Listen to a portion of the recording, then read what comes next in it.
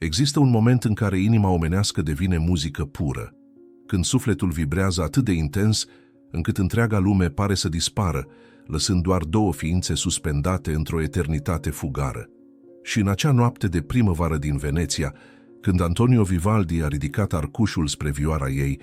și i-a atins mâna dreaptă cu propriile sale degete tremurânde, corectându-i poziția cu o grijă atât de tandră încât părea o rugăciune, Cecilia a înțeles că există păcate care nu sunt păcate deloc, ci simple manifestări ale divinului în forma sa cea mai pură și mai tulburătoare. Iar ochii lui verzi, aceia care văzuseră atâtea primăveri venețiene și care compuseseră atâtea simfonii pentru gloria lui Dumnezeu, o priveau acum cu o intensitate care transcenda orice învățătură religioasă, orice jurământ pronunțat în fața altarului, orice promisiune făcută într-o viață anterioară acelui moment perfect în care arcușul a atins corzile și sunetul care a umplut sala de repetiții a ospedale de la Pietà. Nu mai era doar muzică, ci era respirația lor comună, bătăile sincronizate ale inimilor lor, confesiunea nerostită a unui sentiment care nu putea fi mărturisit niciodată, dar care exista cu o forță atât de devastatoare încât întreaga Veneție părea să tremure sub greutatea lui. Și poate că tocmai acesta este adevăratul început al poveștii, nu în ziua în care Cecilia a fost adusă la orfelinat, nu în momentul în care a primit prima sa violă, ci în acea clipă suspendată în care doi oameni au realizat că muzica pe care o creează împreună este mai mare decât ei înșiși, mai puternică decât regulile care îi separă, mai eternă decât viețile lor trecătoare. Dar să reluăm firul de la început, pentru că orice primăvară are nevoie de iarna ei, orice floare de rădăcinile ei adânci în pământul rece și întunecat. Cecilia venise în lume într-o noapte de furtună, pe un canal îngust din Dorsoduro, unde mama ei, o curtezană căzută în disgrație, și-a dat ultima suflare aducând-o pe ea în lumina palidă a lumânărilor de seu, și poate că destinul ei a fost pecetluit chiar atunci, în acel moment în care primul ei strigăt s-a amestecat cu ultimul suspin al celei care i-a dat viață, pentru că bebelușul a fost luat imediat de o moașă cu fața aspră și dus prin ploaia rece spre ospedale de la Pietà, orfelinatul și conservatorul de muzică, unde fetele abandonate ale Veneției învățau să transforme suferința în armonie, durerea în melodie, singurătatea în simfonii care răsunau prin canalele orașului ca o mângâiere celestă pentru sufletele pierdute. Iar Cecilia a crescut acolo, în acele ziduri albe și reci, unde regulile erau stricte ca legile divine și unde singura formă de afecțiune permisă era aceea transmisă prin notele muzicale, prin exercițiile zilnice la instrument, prin corurile care se ridicau spre tavanele înalte ale capelei ca niște păsări dornice de libertate, iar fetele din Pietà erau îngerași fără aripi, cu chipuri acoperite de grații de fier forjat atunci când cântau pentru publicul Veneției, nevăzute dar auzite, invizibile dar prezente, fantome sonore care existau doar prin frumusețea sunetelor pe care le produceau, fără identitate proprie, fără viitor în afara acelor ziduri, destinate fie unei vieți monastice, fie unei căsătorii aranjate cu vreun comerciant care avea nevoie de o soție ascultătoare și talentată. Dar Cecilia era diferită de celelalte fete, nu doar prin vocea ei clară ca argintul topit sau prin degetele ei lungi și expresive care par să fi fost create special pentru a mângâia corzile unui instrument, ci prin ceva mai profund, mai tulburător, prin acea privire mereu întrebătoare care părea să caute ceva dincolo de rutina zilnică, dincolo de rugăciunile repetate mecanic, dincolo de partituri și exerciții, căutând poate acel fragment de viață adevărată care îi fusese refuzat încă de la naștere. Antonio Vivaldi apăruse în viața ei ca o furtună de primăvară, neașteptat și tulburător, deși în realitate el era o prezență constantă la Pietà de mulți ani, preotul cu părul roșu care compunea concerte divine și care antrena orchestrele de fete cu o pasiune care părea prea intensă pentru jurămintele sale religioase. Dar Cecilia era încă prea tânără pentru a-i atrage atenția, doar o altă orfană printre zecile de fete care purtau același uniformă albă și care își împărțeau zilele între rugăciune și muzică, între postire și practică instrumentală, între tăcere obligatorie și cântec permis, iar el trecea pe lângă ea fără să o vadă cu adevărat, concentrat pe vocile mai mature, pe instrumentistele mai talentate, pe acele fete care ajunseseră deja la vârsta în care perfecțiunea tehnică se împletea cu expresivitatea emoțională, creând acea combinație magică care făcea concertele de la Pietà celebre în toată Europa. Dar totul s-a schimbat într-o dimineață de februarie, când Cecilia avea 16 ani și când profesoara ei obișnuită de violă s-a îmbolnăvit de friguri, lăsând-o pe fată să studieze singură în una dintre micile săli de repetiții. Și Vivaldi, trecând întâmplător pe acolo, a auzit-o cântând o fugă de Bach cu o interpretare atât de emoțională și în același timp atât de tehnică perfect,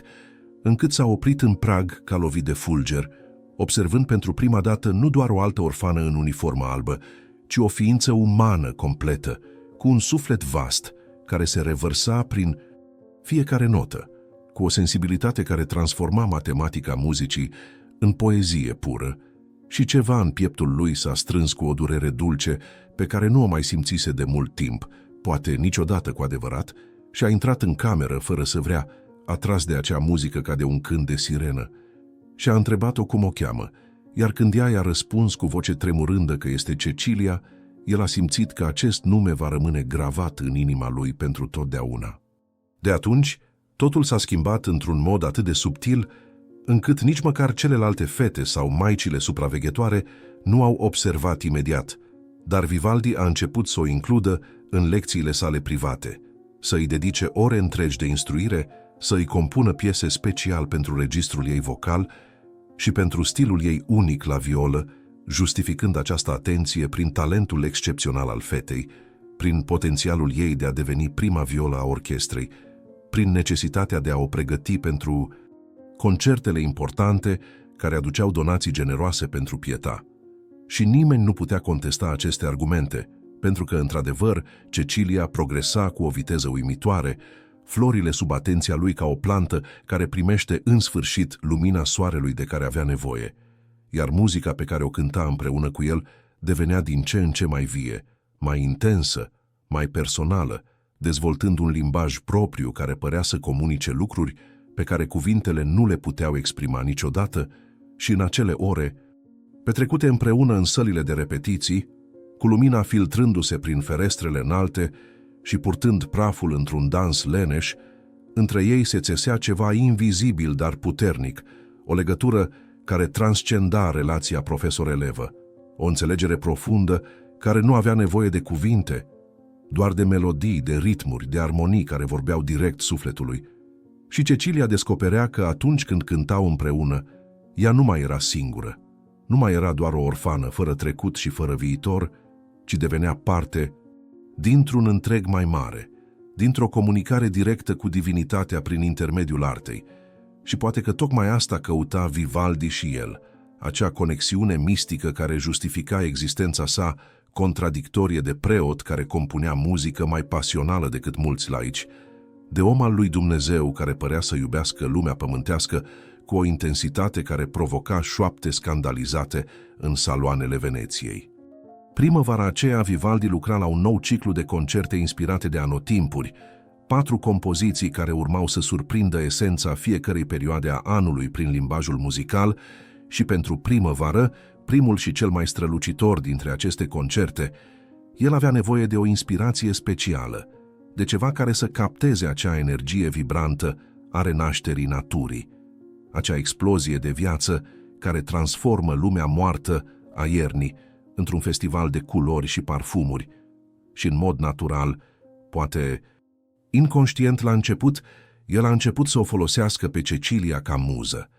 ascultând-o cântând diferite pasaje, observând cum interpreta anumite motive melodice, lăsându-se inspirat de grația mișcărilor ei, de expresia feței ei atunci când se pierdea în muzică, de acel mod unic în care ea părea să danseze cu instrumentul, transformându-l dintr-un obiect inert într-o prelungire organică a propriului corp.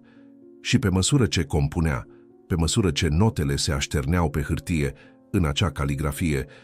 muzicală rapidă și precisă care îl caracteriza,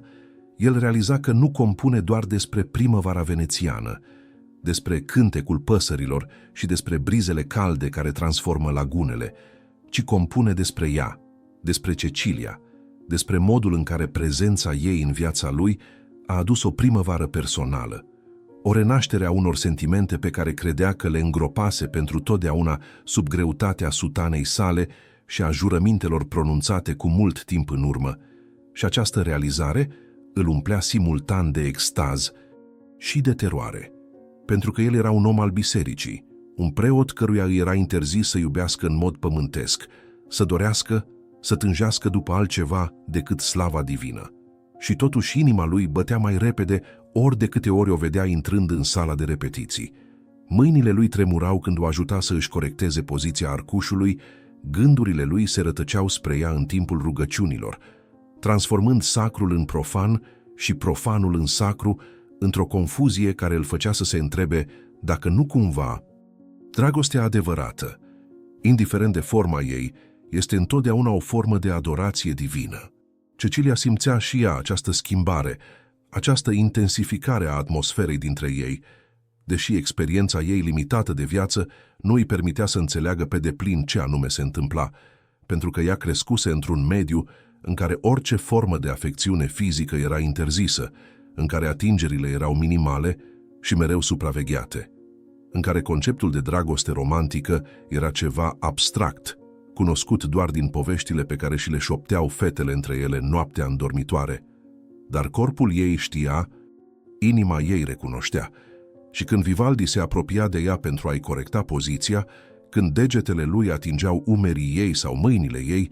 ea simțea un fior care nu avea nimic de a face cu frigul din sălile de piatră, un tremur interior care o făcea să-și dorească ca acel moment să dureze pentru totdeauna, și privirea ei îl căuta din ce în ce mai des, nu doar pentru aprobare tehnică sau îndrumări muzicale, ci pentru ceva mai profund, pentru confirmarea că ceea ce simțea nu era doar în imaginația ei, pentru dovada că această conexiune specială era reală și reciprocă. Și uneori ochii lor se întâlneau pentru o clipă mai lungă decât era necesar sau decent, și în acel schimb tăcut se spuneau lucruri pe care gurile lor nu puteau să le rostească niciodată, declarații de afecțiune care ar fi fost scandaluri, dacă ar fi fost pronunțate cu voce tare, dar care în tăcerea lor rămâneau la limita dintre inocent și vinovat, dintre spiritual și trupesc, dintre permis și interzis. Concertul Primăvara a fost finalizat într-o explozie de creativitate care l-a surprins chiar și pe Vivaldi, pentru că muzica curgea din el cu o ușurință care părea supranaturală, ca și cum nu el o compunea, ci ea se compunea singură prin intermediul lui, folosindu-l doar ca un canal pentru a se manifesta în lume. Și când a prezentat-o orchestrei pentru prima repetiție, fără ca Cecilia să știe că este dedicată ei într-un mod atât de personal, reacția fetelor a fost de entuziasm imediat, pentru că melodia era într-adevăr captivantă, plină de viață și de bucurie, cu pasaje care imitau cântecul păsărilor, cu ritmica care evoca dansul țăranilor în lunga Veneției, cu armoniile bogate care pictau florile deschizându-se și copacii înverzind, dar Cecilia, cântând partea sa de prima violă, simțea că există ceva mai mult acolo, un mesaj ascuns în note, o declarație codificată pe care doar ea putea să o înțeleagă cu adevărat, și în timp ce arcușul ei dansa peste corzi, ochii ei s-au umplut de lacrimi, nu de tristețe, ci de o emoție atât de copleșitoare, încât nu avea alt mod de a se manifesta. Și când repetiția s-a terminat și celelalte fete au aplaudat și au râs vorbind despre frumusețea piesei, ea a rămas în locul ei, incapabilă să se miște, privind partitura de parcă ar fi fost o scrisoare de dragoste, ceea ce în esență și era cea mai frumoasă și mai elaborată scrisoare de dragoste care fusese vreodată scrisă, nu în cuvinte, ci în note, nu în cerneală, ci în melodie, și atunci când, în cele din urmă, a ridicat privirea și l-a văzut pe Vivaldi uitându-se la ea de la celălalt capăt al camerei, ea a știut cu certitudine că intuiția ei era corectă, că muzica era pentru ea, despre ea, și că ceea ce simțeau unul pentru celălalt depășise deja granițele care ar fi trebuit să-i separe pentru totdeauna. Primul concert public al primăverii a avut loc într-o seară de aprilie, când întreaga aristocrație Veneții se adunase la Capela Pietei pentru a asculta ultima compoziție a maestrului Vivaldi, iar sala era plină până la refuz cu patricieni îmbrăcați în mătăsuri și catifele, cu ambasadori străini curioși să vadă despre ce este toată această faimă a orchestrei de orfane, cu comercianți bogați care donau generos instituției în schimbul privilegiului de a asculta muzica angelică produsă de acele fete invizibile care cântau din spatele grațiilor, și Cecilia, așezată în rândul întâi al secției de viori, cu inima bătând atât de tare încât era sigură că toată lumea o putea auzi, și-a pregătit instrumentul cu mâini care tremurau ușor, conștientă că acest moment era crucial nu doar pentru cariera ei muzicală, ci pentru întreaga ei existență, pentru că succesul ei în această seară putea să-i deschidă uși către o viață mai bună, către recunoaștere, către o formă de libertate care altfel îi era negată. Dar în același timp știa că adevăratul motiv pentru care voia să cânte perfect nu era pentru public sau pentru donatori, ci pentru el, pentru Vivaldi, care stătea la pupitrul dirijorului cu părul său roșu, strălucind în lumina lumânărilor, cu ochii lui verzi scrutând fiecare instrumentist, pregătindu-se să conducă orchestra prin această călătorie muzicală pe care o creaseră împreună, fără ca nimeni altcineva să știe cât de personală era cu adevărat această creație. Și când arcușul său s-a ridicat dând semnalul pentru început, când primele note au umplut spațiul sacru al capelei, Cecilia a simțit că intră într-un alt tărâm, că transcende limitările corpului său fizic și devine pură muzică, pură emoție transmutată în sunet, și a cântat ca niciodată până atunci, punând în fiecare notă tot ce simțea și nu putea spune, toată dragostea nerostită, toată tânjirea neîmplinită, toată frumusețea și durerea existenței sale. Și orchestra a răspuns inspirației ei, urmând-o într-o interpretare care a depășit orice așteptări, creând o simbioză perfectă între instrumentiști și muzică, între intenția compozitorului și realizarea ei. Și când ultimele acorduri au răsunat și s-au topit în tăcerea profundă care a urmat, când publicul a explodat în aplauze și strigăte de bravo, care păreau să zgudui zidurile vechi ale capelei,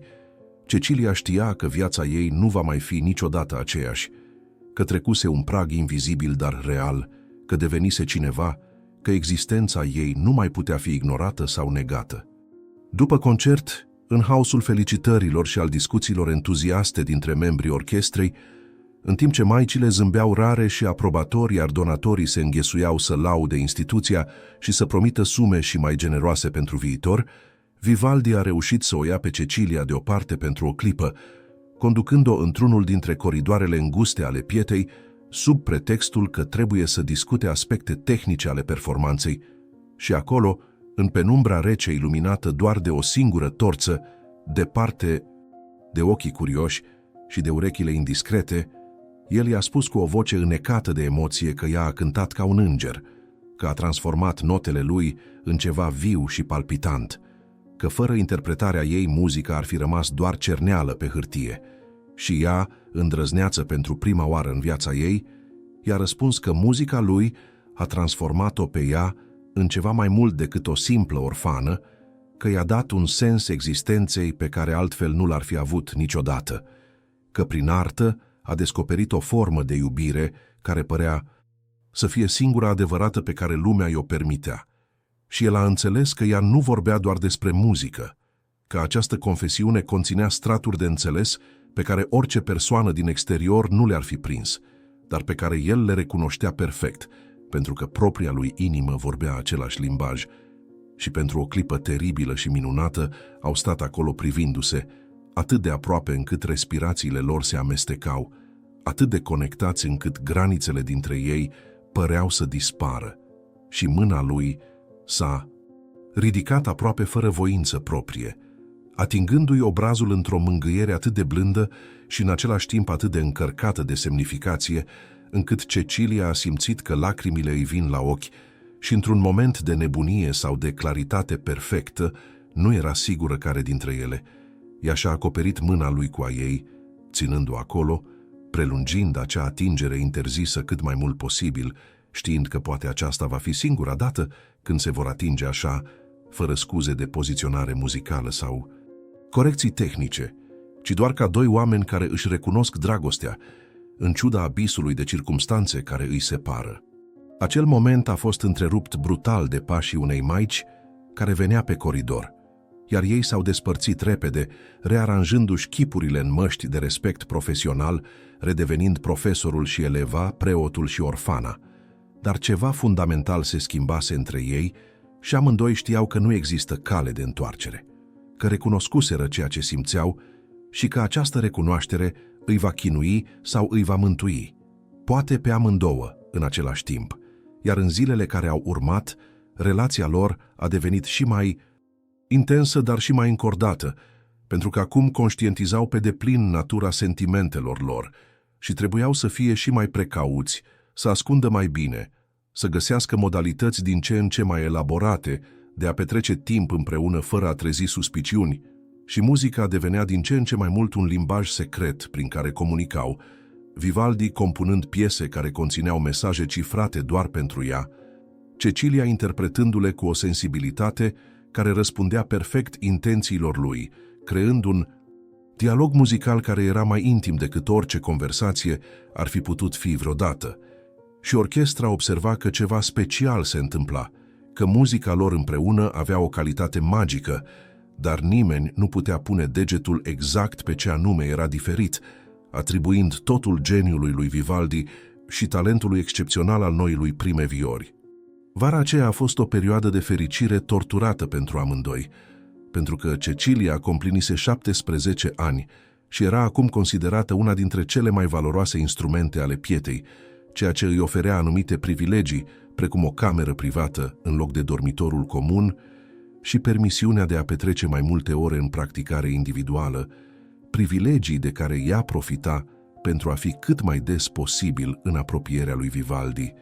participând la toate repetiții lui, ajutându-l să copieze partituri, studiind compoziția sub îndrumarea lui, și aceste ore împreună erau simultan paradis și iad, pentru că fiecare privire, fiecare atingere accidentală, fiecare moment de complicitate muzicală îi aducea mai aproape, dar le amintea și de imposibilitatea unei apropieri reale, de barierele insurmontabile care stăteau între ei. Și Vivaldi se zbătea cu vinovăția, petrecând nopți întregi în rugăciune, încercând să își curățe inima de acest păcat, încercând să transforme dragostea pământească în adorație divină, convingându-se că poate ceea ce simte este doar o formă elevată de apreciere artistică, de dragoste platonică care nu contravine jurămintelor sale, dar în adâncul inimii știa că se minte pe sine, că ceea ce simțea pentru Cecilia era foarte uman și foarte specific, că o dorea nu doar ca pe o muză, ci ca pe o femeie, că visa la ea în moduri care îl făceau să se trezească ruși și plin de rușine, că rugăciunile lui deveniseră mai degrabă dialoguri cu Dumnezeu în care cerea iertare, dar și înțelegere, argumentând că dacă Dumnezeu a creat dragostea, atunci cum poate fi ea păcat, cum poate fi ceva atât de frumos și de elevator să fie interzis? Și aceste dileme teologice îl consumau la fel de mult ca și pasiunea pe care încerca să o suprime. Cecilia, pe de altă parte, trăia totul cu inocența și intensitatea vârstei ei, fără povara anilor de jurăminte și doctrină care îl apăsau pe Vivaldi, pentru că pentru ea această dragoste era prima și singura experiență de afecțiune reală pe care o cunoscuse vreodată și o trăia cu tot sufletul, fără reticență, fără vinovăție, considerând că dacă muzica îi unea și muzica era dumnezeiască, atunci legătura lor nu putea fi păcătoasă și îl iubea cu o puritate care era aproape dureroasă în sinceritatea ei, iubindu-l nu pentru statutul său sau pentru faimă, ci pentru omul pe care îl vedea dincolo de sutană, pentru sensibilitatea lui, pentru pasiunea cu care vorbea despre muzică, pentru blândețea din privirea lui când o corecta, pentru modul în care degetele lui lungi și expresive zburau peste claviatura clavecimbalului, pentru râsul lui rar, dar luminos, pentru tristețea pe care o intui în el și pe care dorea să o vindece, și în naivitatea ei, ea credea că dragostea lor va găsi cumva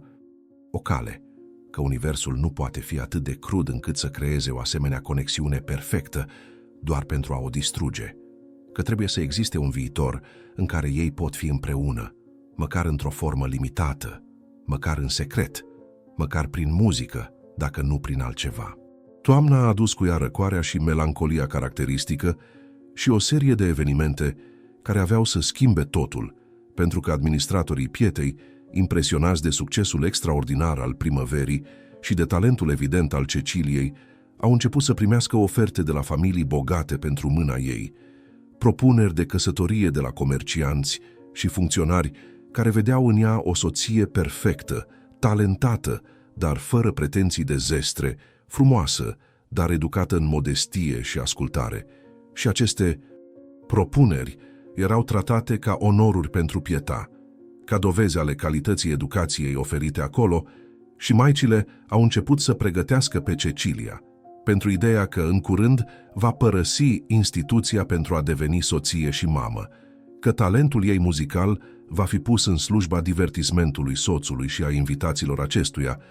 că viața ei de concertistă se va încheia pentru a face loc îndatoririlor domestice care erau adevărata vocație a oricărei femei. Și când Cecilia a auzit aceste planuri, când a înțeles că viitorul ei era decis fără consultarea ei, fără luare în considerare a propriilor dorințe sau visuri, ceva în ea s-a revoltat, o desperare pe care nu o mai simțise niciodată până atunci, pentru că realiza că nu doar va pierde posibilitatea de a fi aproape de Vivaldi, ci va pierde și muzica, arta, singura formă de exprimare și libertate pe care o cunoscuse vreodată, va deveni proprietatea unui străin care o va folosi ca pe un ornament, un obiect frumos, dar fără voință proprie. Și această perspectivă o umplea de o teroare viscerală, care o făcea să se trezească noaptea în transpirații reci, tremurând și plângând în tăcere pentru a nu deranja celelalte fete din dormitoare. Când i-a spus lui Vivaldi despre aceste planuri, în timpul unei lecții private în care vocea ei tremura atât de tare încât nu mai putea cânta, el a devenit palid ca moartea, realizând că această amenințare era reală și iminentă, că cineva care îl cunoștea bine l-ar putea lua de lângă el pentru totdeauna. Și furia care l-a cuprins în acel moment era atât de puternică, încât a fost nevoit să se așeze, respirând adânc pentru a se calma. Și pentru prima oară de când se cunosc, au vorbit deschis despre sentimentele lor, lăsând deoparte pretextele muzicale și recunoscând în cuvinte clare ceea ce inimile lor strigau de luni de zile, și Vivaldi i-a spus că o iubește, că dragostea lui pentru ea este cea mai adevărată și mai pură pe care a simțit-o vreodată, că fiecare notă pe care o compune este pentru ea, că viața lui înainte de a o cunoaște era goală și mecanică în ciuda succesului și recunoașterii, și Cecilia, cu lacrimi curgând pe obraj, i-a răspuns că îl iubește și ea, că pentru ea nu există altă viață posibilă decât una în care pot face muzică împreună, că ideea de a aparține unui bărbat pe care nu îl iubește și care o va reduce la tăcere muzicală îi este insuportabilă, și amândoi au plâns atunci, ținându-se de mâini peste spațiul care îi separa, știind că această declarație nu rezolvă nimic, că face situația poate și mai tragică, pentru că acum nu mai pot nega ceea ce simt, nu se mai pot ascunde în spatele artei, ci trebuie să confrunte realitatea crudă a circumstanțelor. Săptămânile care au urmat au fost o perioadă de căutări disperate după soluții,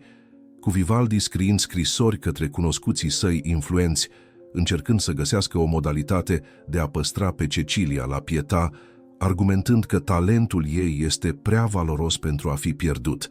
că orchestra ar suferi ireversibil fără prima ei violă, că educația ei muzicală nu este completă și că ar fi o crimă împotriva artei să o smulgă din mediul în care poate înflori.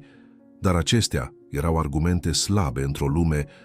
care consideră că destinul unei femei era căsătoria și maternitatea indiferent de talentele ei, și propunerile de căsătorie continuau să vină, fiecare mai avantajoasă decât precedenta din punct de vedere financiar, și administratorii Pietei se pregăteau să accepte cea mai generoasă ofertă, ceea ce unui comerciant de textile în vârstă de 40 și 2 de ani, care avea deja 3 copii dintr-o căsătorie anterioară și care dorea o soție tânără și cultă pentru a-și înnobila casa și reputația. Și data anunții era deja stabilită pentru începutul primăverii următoare,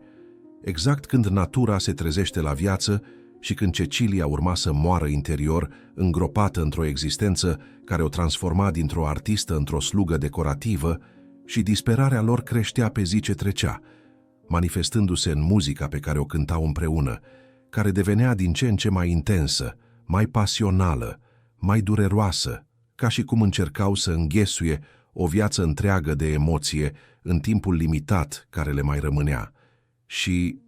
celelalte fete observau că ceva nu era în regulă, că Cecilia devenise palidă și tăcută, că Vivaldi părea mereu preocupat și nervos, dar nimeni nu conecta aceste semne cu adevărata cauză, atribuindu-le stresului pregătirii pentru nuntă și presiunii compoziției de noi lucrări. Într-o noapte de noiembrie, când Pietà dormea și doar sunetele lagunei se auzeau prin ferestrele închise, Cecilia a părăsit camera ei și s-a furișat prin coridoarele întunecate spre sala mare de repetiții, unde știa că îl va găsi pe Vivaldi, pentru că el își petrecea nopțile acolo când nu putea dormi, compunând la lumina lumânărilor și, într-adevăr, el era acolo, a plecat peste o partitură nouă, iar când a auzit-o intrând, s-a ridicat brusc, alarmat că cineva ar putea să-i vadă împreună la o oră atât de nepotrivită. Dar când a văzut chipul ei în lumina tremurândă, ochii ei uriași și plini de determinare, a înțeles că s-a întâmplat ceva important și ea i-a spus cu o voce fermă, care contrasta cu fragilitatea aparentă, că are un plan, că găsise o soluție la care el probabil nu se va gândi niciodată din cauza principiilor sale religioase, și planul era simplu și scandalos în același timp. Ea urma să fugă din Pietà înainte de nuntă, să dispară în labirintul Veneției, unde o orfană fără familie și fără protecție poate deveni invizibilă dacă știe unde să se ascundă. Și îi cerea lui ajutorul, nu să fugă cu ea pentru că știa că asta ar fi prea mult, că ar însemna sfârșitul carierei lui și probabil excomunicarea, ci doar să o ajute să găsească un loc sigur unde să stea ascunsă, poate o cameră în cartierul sărac unde nimeni nu pune întrebări, și apoi, după ce scandalul se va potoli, ea va putea să trăiască modest, poate să cânte în tavernele unde muzicienii anonimi sunt întotdeauna bineveniți, să supraviețuiască prin propriul talent fără să fie proprietatea nimănui. Și Vivaldi a ascultat acest plan cu o expresie care trecea prin multiple stadii de șoc, îngrijorare, admirație și teamă, pentru că, pe de o parte, era impresionat de curajul ei, de refuzul ei de a se supune destinului care îi fusese impus, dar, pe de altă parte, știa cât de periculoasă era Veneția pentru o fată singură, cât de rapid ar putea ea să cadă în mâinile unor oameni fără scrupule, cât de crunt putea fi orașul cu cei vulnerabili, și i-a spus toate acestea, încercând să o convingă că planul ei este prea riscant, prea nebunesc, dar ea nu voia să audă argumentele lui, îi răspundea că preferă să riște pe străzile Veneției decât să trăiască în siguranță ca prizonieră într-o căsătorie pe care o urăște, că libertatea are întotdeauna un preț și ea este dispusă să-l plătească. Și în fața acestei determinări, a acestui curaj desperat, ceva în Vivaldi s-a schimbat. A văzut-o nu ca pe o copilă naivă care trebuie protejată, ci ca pe o femeie matură care își cunoaște propria minte și care face alegeri conștiente, oricât de periculoase ar fi ele. Dar în loc să accepte planul ei, Vivaldi a propus ceva și mai radical, ceva la care se gândea de săptămâni, dar nu îndrăznea să rostească, și a spus că dacă ea este dispusă să riște totul pentru libertate, atunci și el este dispus să facă același lucru, că de prea mult timp trăiește o viață împărțită între datoria religioasă și pasiunea artistică, între jurămintele pronunțate și dorințele inimii, și că poate a venit timpul să aleagă, să facă o alegere clară și definitivă. Și propunerea lui era să plece împreună din Veneția, să părăsească Italia dacă este necesar, să caute protecție la una dintre curțile europene, care erau întotdeauna în căutare de muzicieni talentați, unde numele lui ar fi suficient pentru a le asigura o viață decentă și unde scandalul ar fi absorbit de distanță și timp.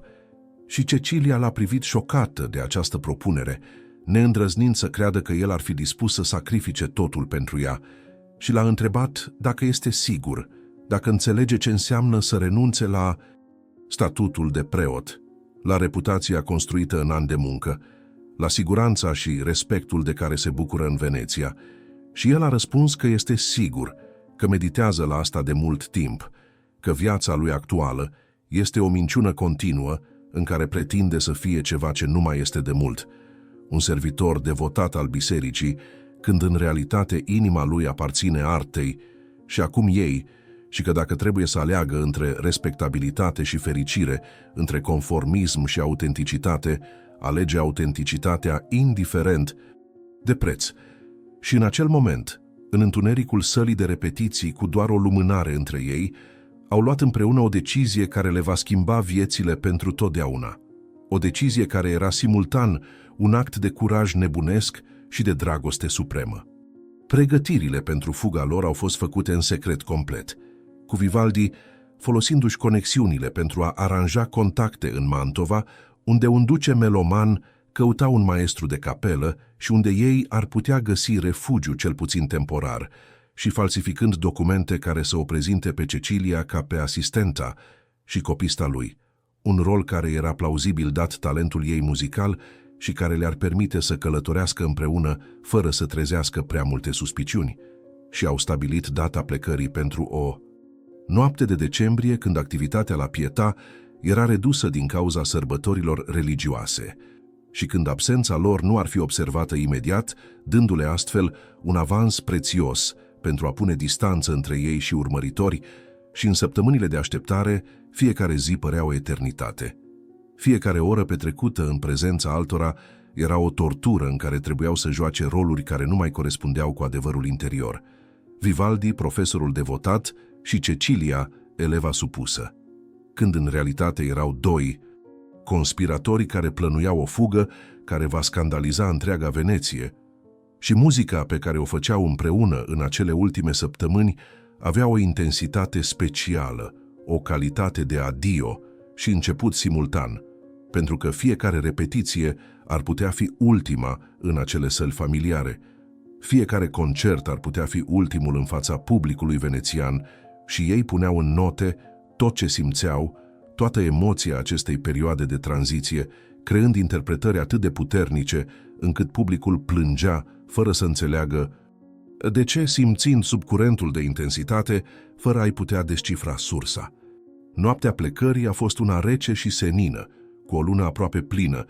care făcea canalele Veneției să strălucească ca argintul topit, și Cecilia și-a împachetat puținele lucruri pe care le avea, câteva haine simple, partituri care îi erau dragi și viola ei, bineînțeles viola fără care nu putea concepe existența, și la ora stabilită s-a furișat afară din Pietà pentru ultima oară, inima bătându-i atât de tare încât era sigură că zgomotul se aude în toată clădirea, și Vivaldi o aștepta într-o gondolă la o distanță sigură, ascuns în umbre, și când ea a apărut alergând ușor pe caldarâmul umed cu pachetul ei strâns la piept, el a simțit un amestec de euforie și teroare, conștientizând că nu mai există cale de întoarcere, că în momentul în care gondola va porni îi vor traversa un Rubicon personal care îi va schimba pentru totdeauna. Și ea s-a urcat în ambarcațiune și s-a așezat lângă el, și pentru prima oară în viața lor au fost cu adevărat singuri, fără ziduri între ei, fără maici, supraveghetoare, fără restricții de timp sau spațiu, liberi să se țină de mână, liberi să se privească fără să se teamă de consecințe. Și în timp ce gondola aluneca tăcută prin canalele întunecate, trecând pe lângă palate adormite și biserici tăcute, ei nu vorbeau, doar stăteau unul lângă altul, simțind căldura corporală reciprocă, privind Veneția pentru ultima oară cu sentimente mixte de regret și eliberare, pentru că orașul acesta le dăduse muzica, dar le luase libertatea, îi conectase, dar încercase apoi să îi separe. Și acum ei fugeau de el și spre el în același timp, căutând versiunea ideală a Veneției pe care o purtau în inimi, acea Veneție a artei și frumuseții, unde dragostea și muzica pot coexista fără vinovăție. Au ajuns la terraferma înainte de zori și au continuat călătoria cu o trăsură aranjată dinainte, călătorind prin câmpiile Veneto în direcția Mantovei. Și Cecilia, care nu părăsise niciodată Veneția în întreaga ei viață, privea fascinată peisajul care se desfășura în jurul ei, câmpurile largi și deschise care contrastau atât de mult cu labirintul strâmt al canalelor, cerul uriaș care părea să se întindă la infinit, și simțea că inima ei se deschide odată cu spațiul, că respiră mai adânc decât respirase vreodată, că libertatea are un gust fizic pe care nu-l cunoștea până acum, și îl privea pe Vivaldi care dormea alături de ea, epuizat de tensiunea ultimelor săptămâni, și îl vedea diferit acum, nu ca pe un maestru sau un preot, ci ca pe un bărbat obișnuit care și-a riscat totul pentru ea, și dragostea pe care o simțea în acel moment era atât de copleșitoare, încât aproape că o durea, o dragoste matură care nu era doar romanță sau pasiune, ci era și recunoștință, admirație, respect, profund pentru sacrificiul pe care el îl făcuse. Și în acel moment și-a promis în tăcere că va face tot posibilul să merite acest sacrificiu, că va deveni cea mai mare muziciană pe care o poate fi, că muzica lor împreună va fi atât de frumoasă, încât va justifica toate riscurile, toate pierderile, toate compromisurile. Mantova i-a primit cu amabilitate, dar și cu curiozitate, pentru că vestea că maestrul Vivaldi părăsise Veneția cu o tânără asistentă misterioasă ajunsese înaintea lor, purtată de acele rețele invizibile de bârfe și speculații care conectau toate curțile europene. Și ducele, un om cult și pasionat de muzică, nu părea să fie scandalizat, ci mai degrabă amuzat de situație, oferindu-i lui Vivaldi postul promis și o rezidență decentă la periferia orașului, și punând doar o singură condiție, ca muzica produsă acolo să fie demnă de reputația compozitorului. Și Vivaldi a acceptat cu ușurare această primire relativ călduroasă, conștient că ar fi putut fi mult mai rău, că ar fi putut fi respinși sau denunțați, și s-au instalat în noua lor casă, o clădire modestă, dar confortabilă, cu 3 camere și o grădină mică unde Cecilia a descoperit bucuria de a cultiva flori, ceva pe care nu putuse face niciodată în zidurile de piatră ale Pietei, și au început să construiască o viață împreună, o viață care era neconvențională și care îi expunea la șoapte și priviri dezaprobatoare, dar care era a lor, autentică, aleasă în mod conștient. Și pentru prima oară amândoi simțeau că trăiesc cu adevărat, nu doar există, că fiecare zi are semnificație, că fiecare moment împreună este prețios pentru că a fost cucerit, nu dat de-a gata. Prima iarnă în Mantova a fost una de ajustare și descoperire, pentru că ei trebuiau să învețe să trăiască împreună nu doar ca profesor și elevă, ci ca parteneri egali, să împartă responsabilitățile unei gospodării, să navigheze tensiunile și compromisurile oricărei relații apropiate. Și nu era întotdeauna ușor, pentru că Vivaldi era obișnuit cu independența sa și cu autoritatea incontestată în toate chestiunile muzicale, în timp ce Cecilia descoperea că are opinii proprii și dorința de a fi ascultată, nu doar urmată, și aveau certuri despre interpretări muzicale, despre ce piese să pregătească pentru concert, despre cum să împartă timpul între compoziție și practică, dar aceste certuri erau productive, forțându-i să se înțeleagă mai profund, să respecte perspectivele reciproce, și descopereau că muzica lor împreună devenea mai bogată tocmai din aceste fricțiuni creative, că tensiunea dintre ei generează energie care se transformă în note, că nu trebuie să fie mereu de acord pentru a crea ceva frumos, ci dimpotrivă. Diferențele lor îi completează și îi provocă să depășească limitele individuale. Și încet, încet au dezvoltat un stil de colaborare unic, în care compoziția și interpretarea se împletesc organic, în care Vivaldi scria, având în minte capacitățile și sensibilitatea specifică a Ceciliei, iar ea cânta având în minte intențiile și viziunea lui, creând o simbioză artistică care era mai mult decât suma părților. În primăvara acelui an, exact la un an după prima interpretare publică a primăverii și la câteva luni după fuga lor, au dat primul lor concert major la Mantova, un eveniment la care întreaga curte și aristocrație locală erau prezente, curioase, să vadă cu ochii lor perechea scandaloasă despre care auziseră atâtea povești contradictorii. Și Cecilia era nervoasă într-un mod în care nu mai fusese de mult timp, conștientă că această performanță va determina reputația lor viitoare în Mantova, că trebuie să demonstreze că sunt mai mult decât un scandal, că sunt artiști adevărați care merită respect,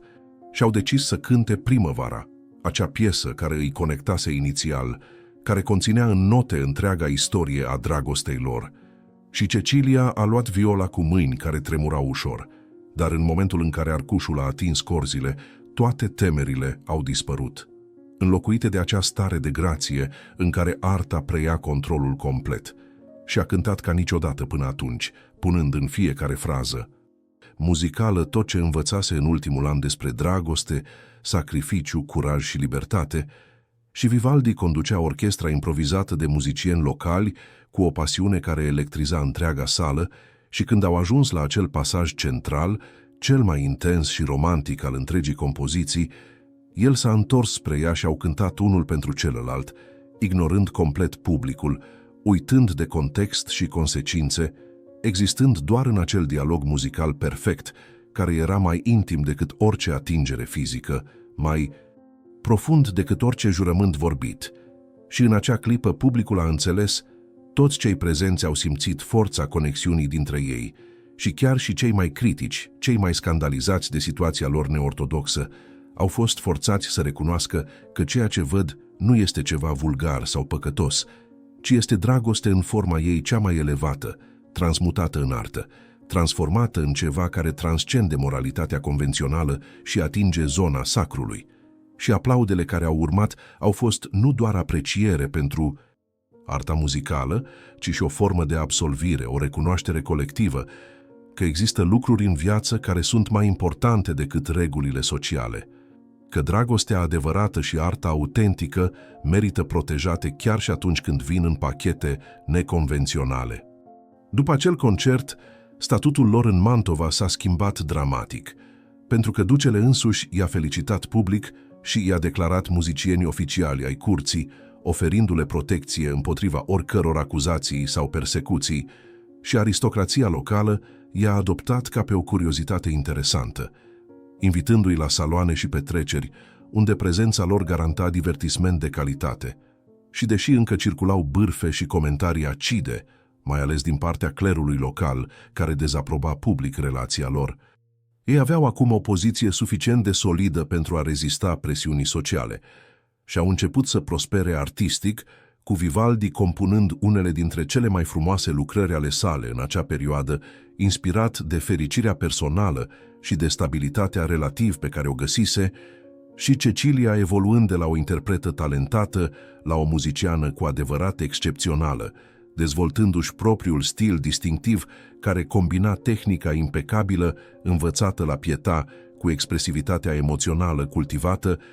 în relația cu Vivaldi, devenind nu doar muza lui, ci și o artistă independentă cu viziune proprie. Și au început să compună împreună, ea sugerând melodii și armonii care îi veneau în minte, el dezvoltându-le și integrându-le în lucrări mai ample, creând o colaborare creativă care era rară în epoca în care femeile erau rar recunoscute ca compozitoare, dar în intimitatea casei lor și în partiturile care circulau sub numele lui Vivaldi, influența ei era profundă și esențială. Vara acelui an au călătorit împreună în nordul Italiei, vizitând diverse orașe, unde Vivaldi era invitat să dirigeze sau să prezinte lucrări noi. Și aceste călătorii erau pentru Cecilia o educație continuă, o deschidere spre lume pe care nu o cunoscuse niciodată, descoperind că Italia era vastă și diversă, că fiecare oraș avea propria personalitate muzicală, propriile tradiții și gusturi, și învăța să se adapteze diferitelor publicuri, să citească energia din sală, să ajusteze interpretarea pentru a crea impactul maxim. Și Vivaldi o privea cu mândrie crescândă, văzând-o transformându-se dintr-o orfană timidă într-o femeie încrezătoare și versatilă, capabilă să navigheze lumea complexă a muzicii profesionale, să negocieze cu organizatori, să se impună în fața muzicienilor bărbați, care inițial o tratau cu condescendență până când îi auzeau cântând și erau forțați să-și recunoască inferioritatea tehnică Și în acele călătorii, relația lor s-a aprofundat și mai mult, pentru că împărțeau nu doar muzica, ci și aventura, descoperirea, experiența comună a lumii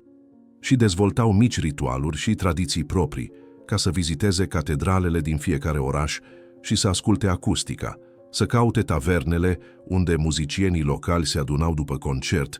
să cumpere partituri vechi de la anticarii, să observe apusurile împreună și să încerce să traducă culorile în note. Și aceste momente simple de intimitate și complicitate erau la fel de importante ca marile concerte și recunoașterile publice. Toamna i-a găsit înapoi în Mantova, pregătindu-se pentru stagiunea de concerte de iarnă,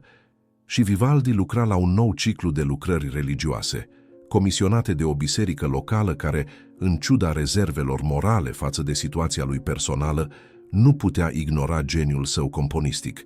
Și era o ironie pe care el o aprecia cu un zâmbet amar, că biserica îi respinge ca pe om, dar îi acceptă muzica, că păcatele lui personale devin cumva invizibile când sunt transmutate în note care slăvesc pe Dumnezeu, și se întreba adesea, în conversațiile nocturne cu Cecilia, despre natura păcatului și virtuții, despre dacă un om poate fi simultan păcătos și sfânt, despre dacă dragostea pământească este într-adevăr în contradicție cu dragostea divină, sau dacă sunt de fapt două manifestări ale aceleiași forțe cosmice fundamentale. Și aceste discuții filosofice și teologice o fascinau pe Cecilia, care crescuse într-un mediu religios rigid, dar nechestionat. Și acum descoperea că credința poate fi mai complexă și mai nuanțată decât regulile simple care îi se predaseră, că între alb și negru există o infinitate de nuanțe de gri care merită explorate, și influența ei asupra lui era la fel de profundă, pentru că puritatea și inocența ei îi aminteau că nu totul trebuie să fie complicat,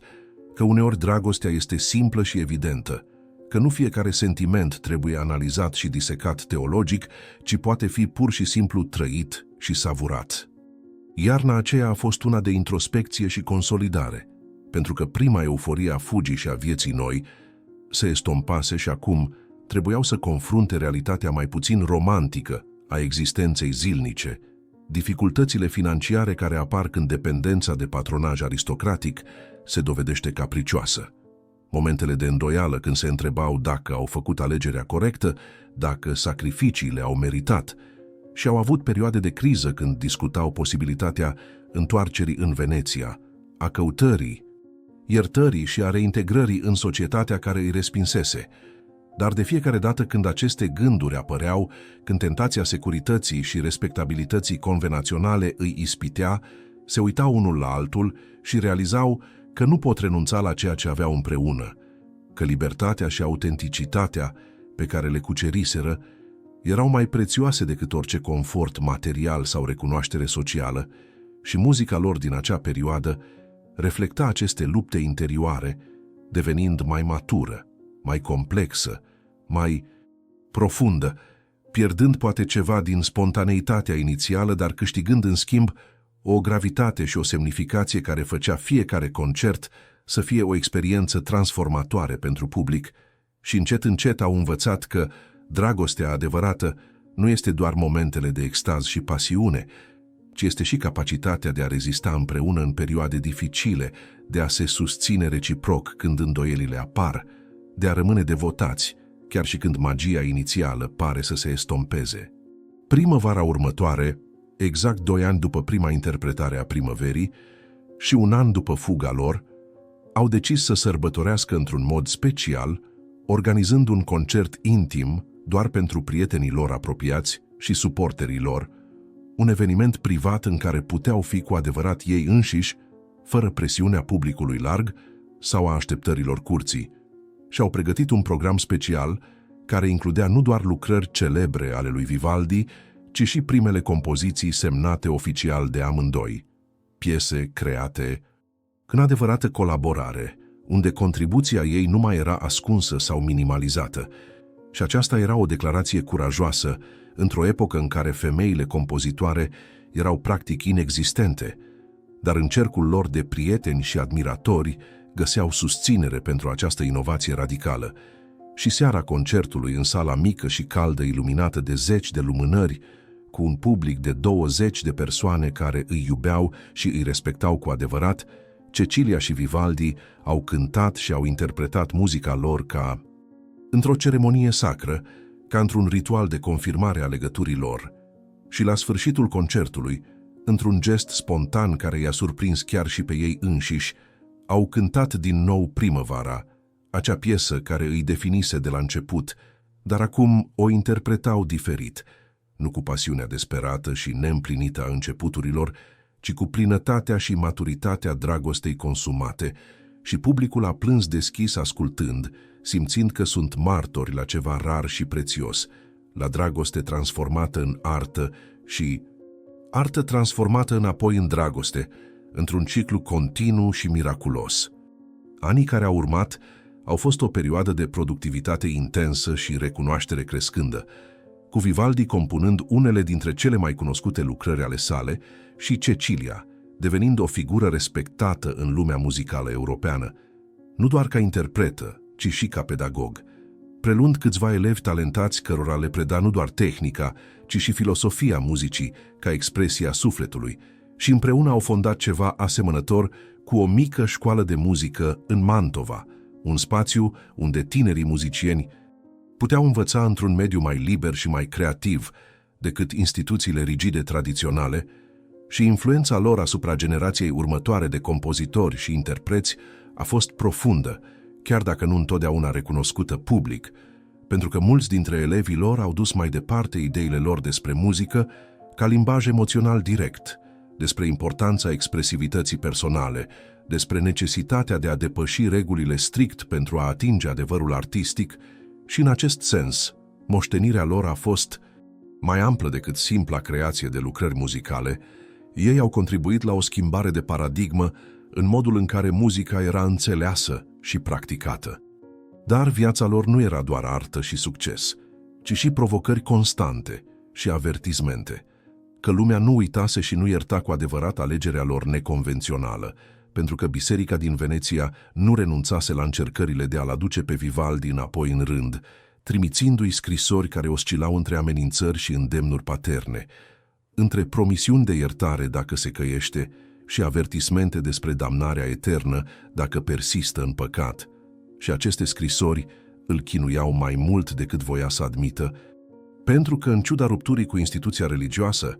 el rămăsese în esență un om credincios, convins de existența lui Dumnezeu și preocupat de starea sufletului său, și se zbătea cu întrebarea dacă dragostea lui pentru Cecilia era într-adevăr un păcat, sau dacă cei care îl condamnă sunt aceia care păcătuiesc prin lipsa de compasiune și înțelegere, și Cecilia vedea aceste lupte interioare și încerca să îl consoleze, să-i reamintească că Dumnezeu i-a dat talentul muzical și dragostea pe care o împart, că aceste daruri nu pot fi simultan binecuvântare și blestem, că trebuie să fie o cale de a le reconcilia, o modalitate de a trăi autentic, fără a renunța la credință. Și încet, încet, el a găsit o formă personală de credință care integra dragostea pământească cu devotamentul spiritual,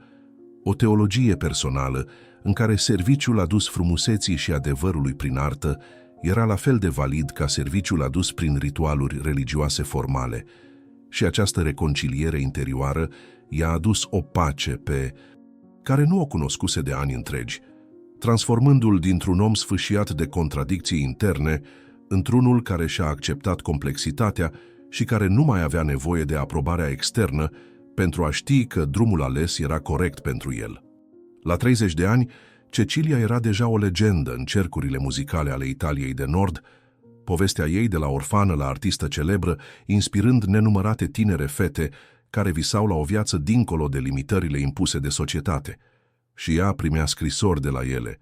mesaje pline de admirație și întrebări despre cum să găsească curajul să urmeze propriile pasiuni, și încerca să le răspundă cu sinceritate, spunându-le că drumul ei nu fusese ușor, că libertatea are întotdeauna un preț și că trebuie să fie pregătite să plătească acel preț, dar și că regretele pentru viețile netrăite sunt mai dureroase decât orice dificultate întâmpinată în urmărirea visurilor, și în acele scrisori își găsea o nouă vocație, devenind nu doar o muziciană, ci și o voce pentru femeile care doreau mai mult decât rolurile tradiționale care le erau alocate.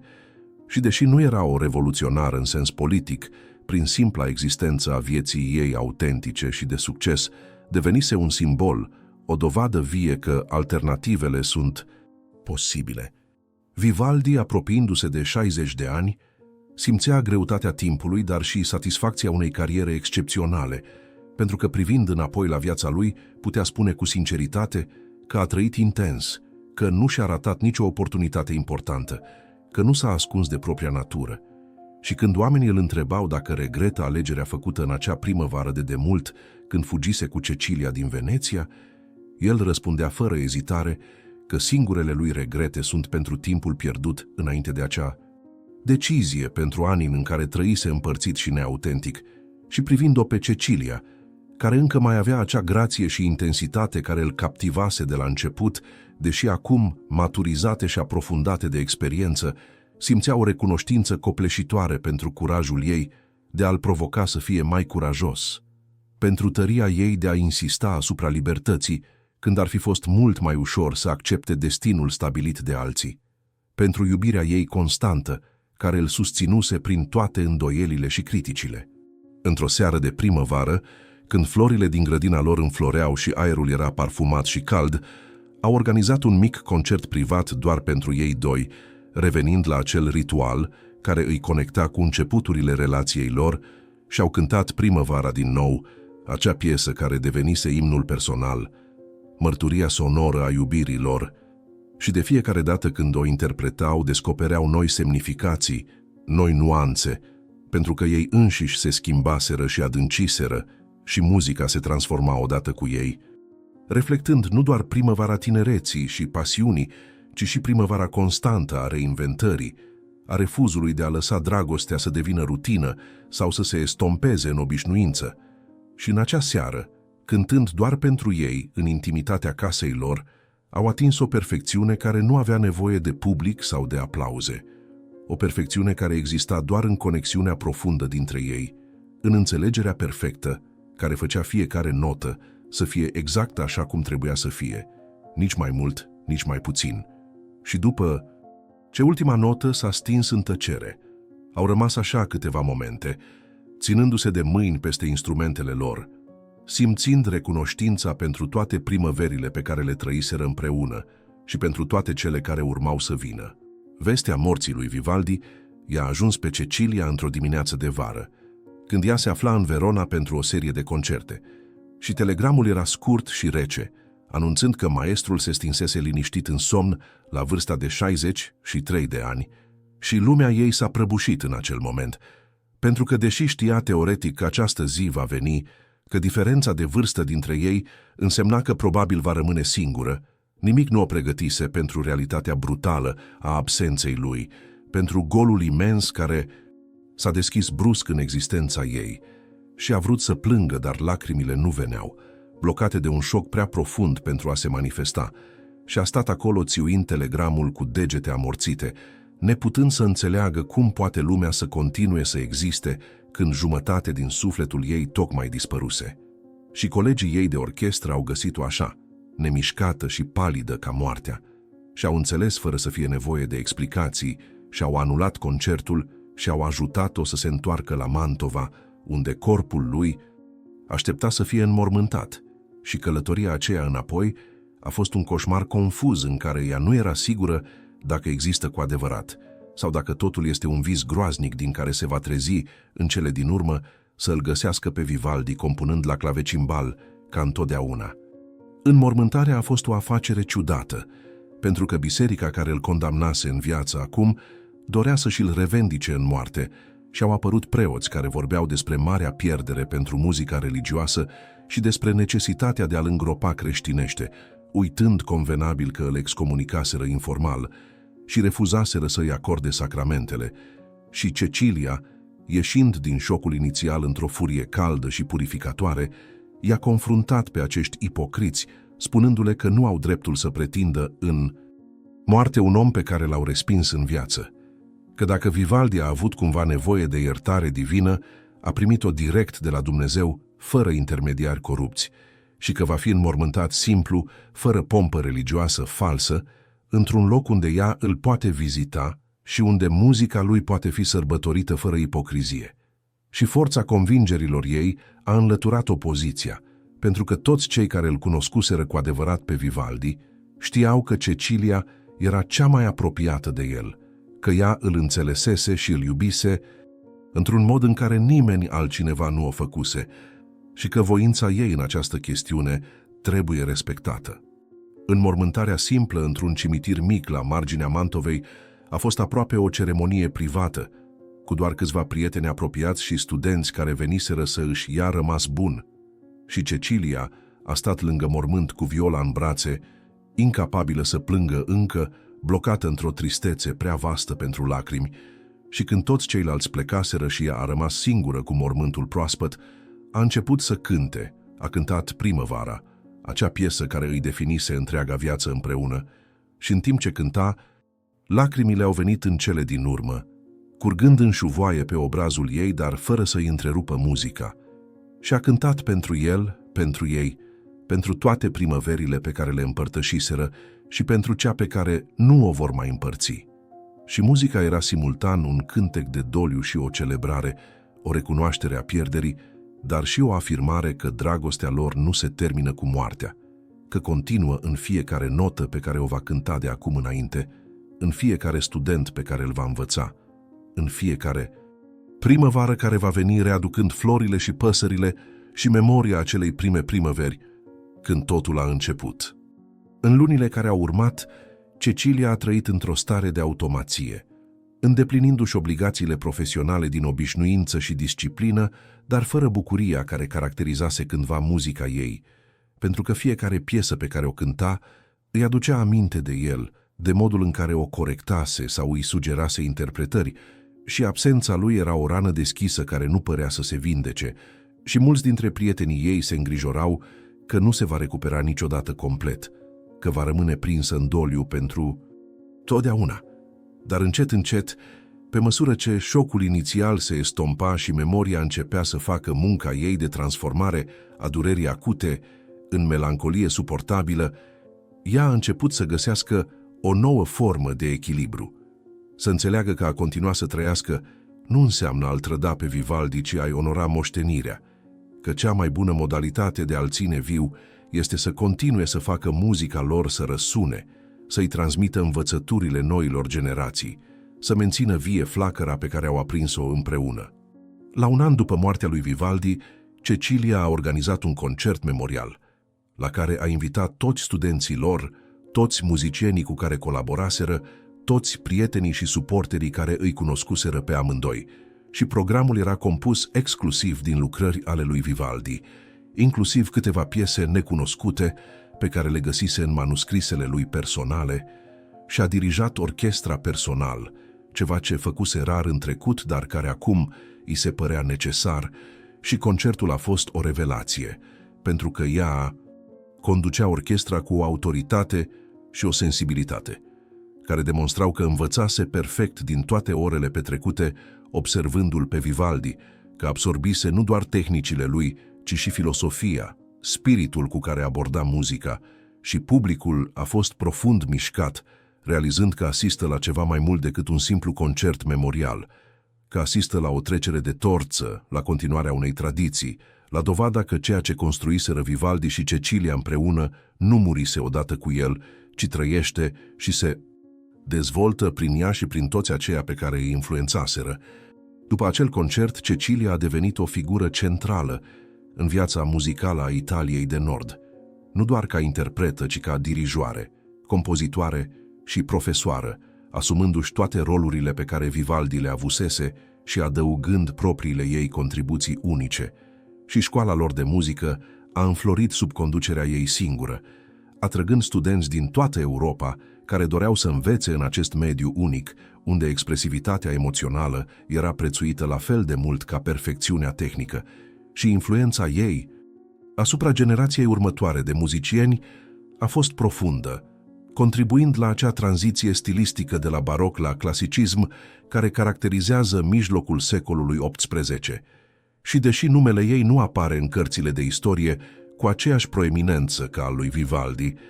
cei care cunosc cu adevărat istoria muzicii recunosc contribuția ei esențială, modul în care a păstrat și dezvoltat moștenirea lui, transformând-o dintr-o colecție de partituri într-o tradiție vie și dinamică.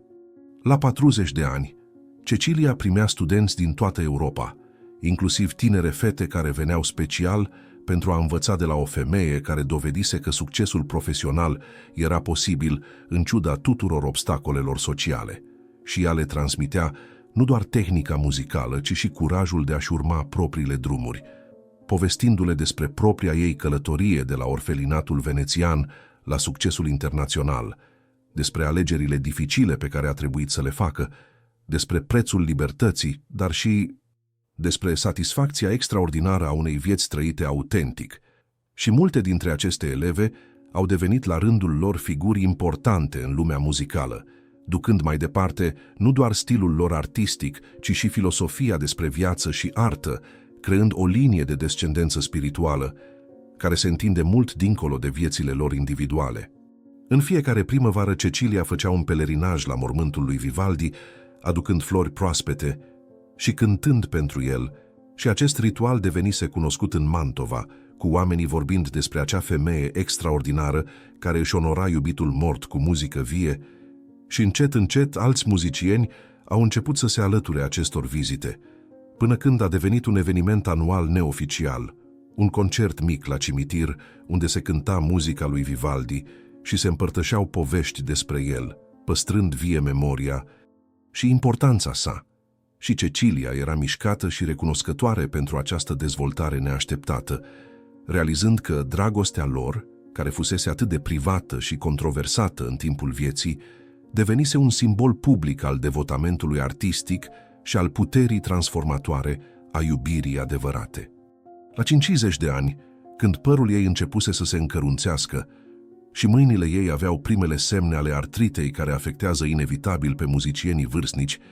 Cecilia a decis să scrie o memorie, o relatare detaliată a vieții ei și în special a relației cu Vivaldi, pentru că simțea că povestea lor merită spusă corect, nu lăsată în seama bârfelor și speculațiilor care o distorsionau constant,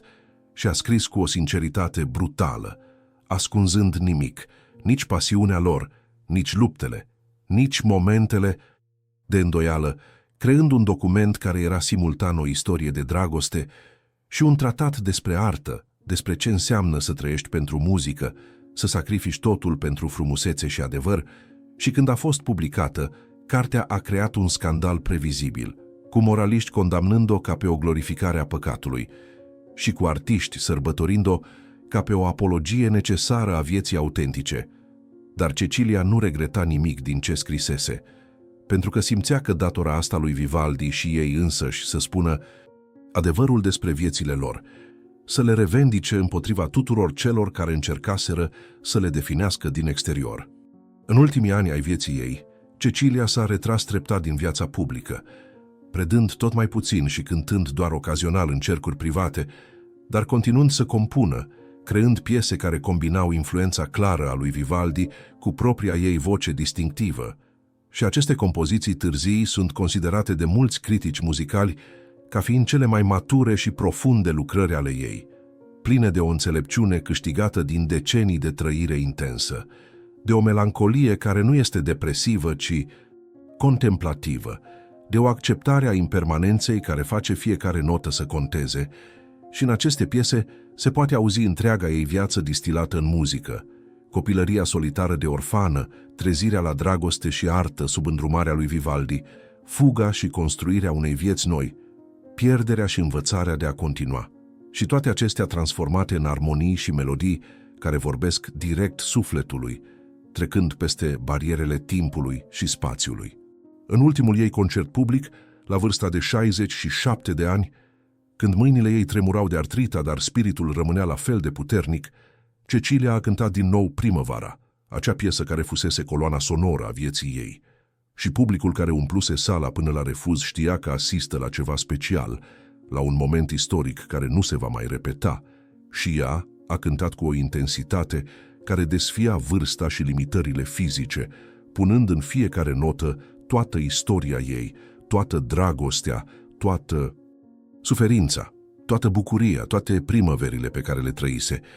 Și când ultima notă s-a stins în tăcere, sala a rămas tăcută pentru minute întregi, nimeni neîndrăznind să aplice și să rupă vraja. Și Cecilia a stat pe scenă cu ochii închiși, arcușul încă ridicat, trăind din nou în memorie toate acele momente cu Vivaldi, toate orele petrecute împreună făcând muzică, toate conversațiile, toate atingerile, toate privirile, și a zâmbit prin lacrimile care îi curgeau pe față, pentru că realiza că viața, și în ciuda tuturor dificultăților și controverselor, fusese exact așa cum trebuia să fie, că nu regreta nimic, că dacă ar putea să o trăiască din nou, ar face aceleași alegeri, ar fugi din nou cu el, ar risca totul din nou pentru dragostea și muzica pe care le împărtășiseră. Cecilia a murit liniștit în somn la vârsta de 72 de ani, înconjurată de studenții ei care deveniseră de-a lungul timpului o familie aleasă, și ultimele ei cuvinte, șoptite cu greu unui fost elev care ședea lângă patul ei, au fost că îl vede pe Vivaldi așteptând-o, că aude din nou muzica lor împreună și a părăsit lumea cu un zâmbet pe față, eliberată în cele din urmă de greutatea corpului și pregătită să se alăture celui care fusese marea dragoste a vieții ei și a fost înmormântată lângă el în acel cimitir mic de la marginea Mantovei, sub un cireș care în fiecare primăvară se acoperă cu flori albe ca zăpada, și pe piatra ei funerară studenții au gravat doar câteva cuvinte simple: Cecilia, muza și moștenitoarea lui Vivaldi, care a transformat primăvara în eternitate. Și în fiecare primăvară până în ziua de astăzi, muzicienii vin să cânte la mormintele lor, continuând tradiția începută de Cecilia în urmă cu atâția ani. Și muzica lui Vivaldi, în special primăvara, răsună acolo unde odihnesc împreună, transformând un cimitir obișnuit într-un loc sfânt al artei și dragostei. Povestea lor a supraviețuit secolelor, transformându-se din scandal contemporan în legendă romantică. Și deși detaliile s-au estompat și au fost înfrumusețate de imaginația populară, esența a rămas intactă. Doi oameni care au ales dragostea și arta în detrimentul conformismului și securității, care au plătit prețul acestei alegeri, dar au trăit autentic și intens, care au creat muzică care continuă să miște inimile ascultătorilor cu secole mai târziu. Și poate că acesta este adevăratul miracol al poveștilor, nu că au fost perfecți sau că viața lor a fost ușoară, ci că prin curajul de a fi ei înșiși, prin refuzul de a se conforma așteptărilor sociale care ar fi strivit ceea ce era mai autentic în ei, au creat ceva care transcende limitările existenței individuale, ceva care devine parte din patrimoniul colectiv al umanității, o dovadă că dragostea adevărată și arta autentică merită orice sacrificiu, orice risc, pentru că sunt singurele lucruri care fac viața cu adevărat demnă de trăit. Și astfel, primăvara lui Vivaldi nu a fost doar un anotimp sau o compoziție muzicală, ci a fost o metaforă pentru reinventare continuă, pentru capacitatea spiritului uman de a înflori din nou indiferent de iernile prin care trece, pentru eternul reînceput care face ca viața să merite trăită. Și Cecilia, acea orfană care nu avea nimic la început, a demonstrat că poți crea o existență plină de sens și frumusețe din elementele cele mai improbabile, că dragostea poate transforma destinul, că arta poate fi o formă de libertate mai puternică decât orice altă libertate fizică și că în cele din urmă, ceea ce contează cu adevărat nu sunt regulile pe care le-ai urmat sau le-ai încălcat, ci profunzimea cu care ai trăit, sinceritatea cu care ai iubit și frumusețea pe care ai reușit să o aduci în lume prin simpla ta existență autentică și necompromisă, iar această lecție rămâne la fel de relevantă astăzi ca și în acea primăvară de demult, când totul a început cu o atingere, o privire și o melodie care vorbea despre lucruri pe care cuvintele nu le puteau spune niciodată. Această poveste te-a emoționat? Ți-a atins inima această istorie de dragoste interzisă transformată în muzică eternă? Lasă un comentariu mai jos împărtășind ce ai simțit și abonează-te pentru a descoperi mai multe povești care celebrează puterea dragostei și a artei de a transcende orice barieră.